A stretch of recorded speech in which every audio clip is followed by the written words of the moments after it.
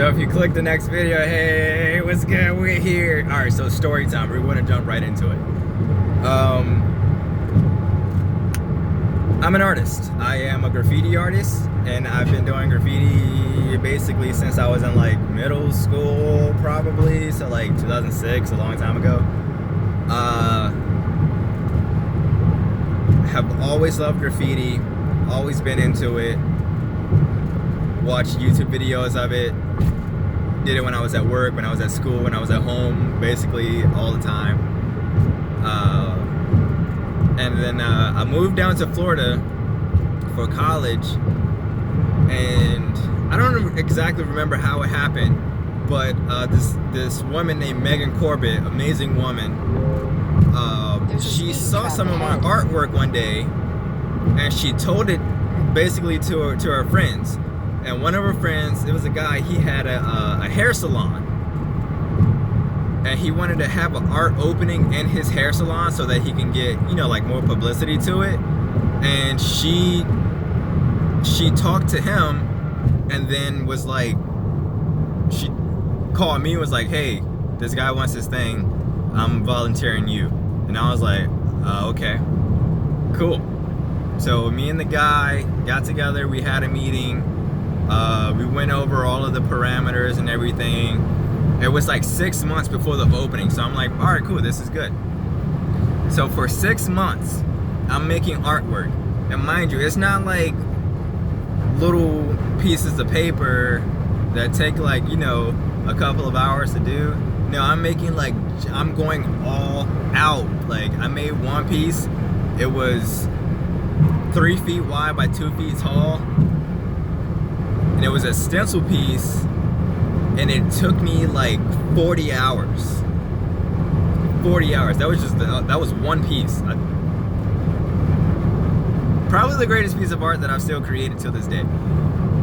So for 6 months, I'm like buying materials, you know, making art. Like every day after I come home from work, I'm like cleaning my hands and I'm getting straight into it.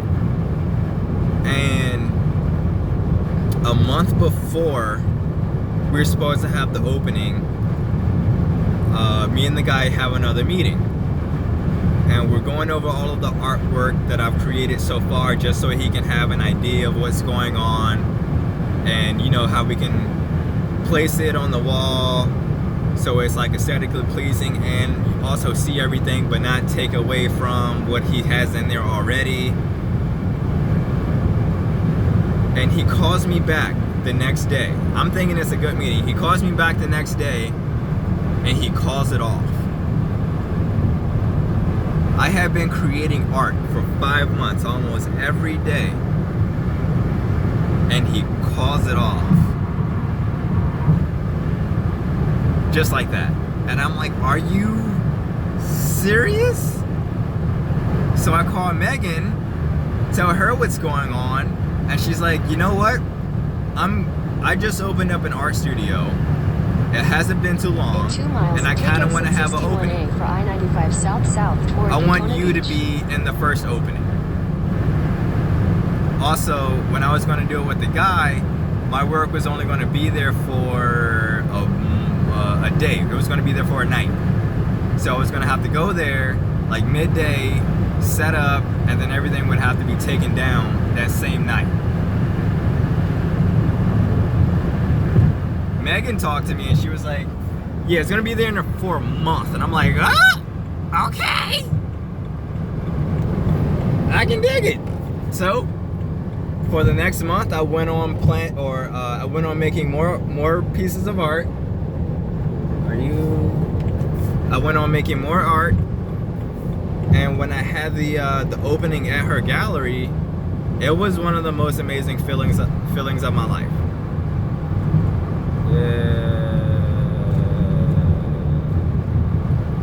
I gotta go this way. It was one of the most amazing feelings of my life.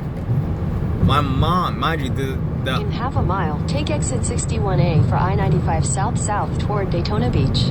Sorry, I was listening to the GPS. But the opening was on Mother's Day, and my mom and my dad both flew out like the day I think it was the day before, and spent Mother's Day Take with exit me 61A. on an art opening.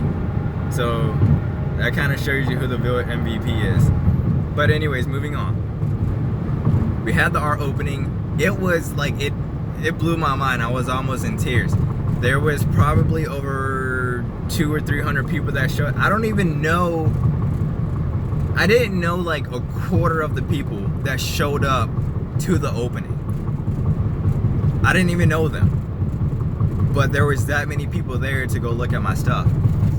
And then on top of that, like days before the show, when I was still setting everything up, people would, like, the Ormond News Journal, like the Ormond newspaper was at the shop, you know, just like, not the shop, the gallery, just kind of checking everything out beforehand, like the, you know, the setup and everything. And I was there and I was putting stuff up, and this lady walks up to me and she goes, "Oh, you must be Cass." And I'm like, "How do you know me? I don't even know who you are. I've never met you a day in my life." She's like, "You're the one making all of the artwork." And I'm like, holy shit, like, people know me? What? So that was a great feeling. I've never wanted to be famous or anything, but having people walk up to me and they'd be like, "Oh, you're this guy and I've seen your stuff." And I'm like, shit. Okay, cool, yeah, we're gonna roll with it. So that happened. And it just, like, the feeling that you get from that was crazy. So we had the opening, a crap ton of people showed up. It was amazing. Like, my mom, my dad was there, my girlfriend was there, my roommate / brother came in from out of town to see it. A bunch of other people came in from, like, Orlando, and, like, we drove over an hour because, you know, they went to different schools or moved to a different area or whatever. But people drove in to see it, and it was crazy. It was absolutely crazy. It was one of the best things ever. So because of that show, this other woman named Becky, if you watch the other video, you know who I'm talking about. Becky saw my stuff and she messaged me and she was like, "Hey, look, I've seen your stuff. It's pretty awesome. I was wondering if you wanted to do live art at this Ormond Grand Festival." And I was like, hold up, time out. You want to give me a chance to spray paint in front of people like they do in New York? Sign me up! Hell yeah! So of course I did, and I bought a lot of the work that I made at the that I made for the, what's it called, for the art opening. Plus more, I made even more, and I was also making art there on the spot. Like, I made custom little space pieces and stuff like that. Now, because I didn't sell a lot of work at the art opening, I wasn't really expecting to sell. Like, I probably made like 60 bucks. It wasn't a lot. It was probably 60 or 80 bucks. Not a lot at all, especially for the amount of work that I created. Like, I probably spent over $600 or $700 in materials for all of the stuff that I made. But I did it for fun. I didn't do it for, like, clout or anything like that. So I wasn't mad at all. But during the Ormond Grand Festival, I think I made $800. I think I made $800 that day. Not even trying. Like, literally, I just had my stuff up on display. Like, this one guy from New York came in and he was like, "I want this one and this one," and I sold both of them to him, and I caught like a couple $100 off that. This other guy came in, he was an electrician. I think if I remember correctly, I think his name was Marty or something like that. I still have his business card and his wife's business card. They were cool people. They actually invited me to a party that they were going to have, and they told me that they wanted me to do live art at their party. Unfortunately, one of their parents got sick and they had to call the party off. But just to have that invite, which was like months in advance, to have the invite was like, it was insane. I made a bunch of art for like little kids. Like, I made little like 4x4 space planets and stuff, and it was for little kids, and they absolutely loved it. And it was nice to really just, like, you know, have people, like, put a smile on people's faces, and that was more than enough for me. But I had 2 tents. I had one tent for my display items, and I had another tent where I was doing all of the live art. And it was just an amazing day. It was an absolute amazing day.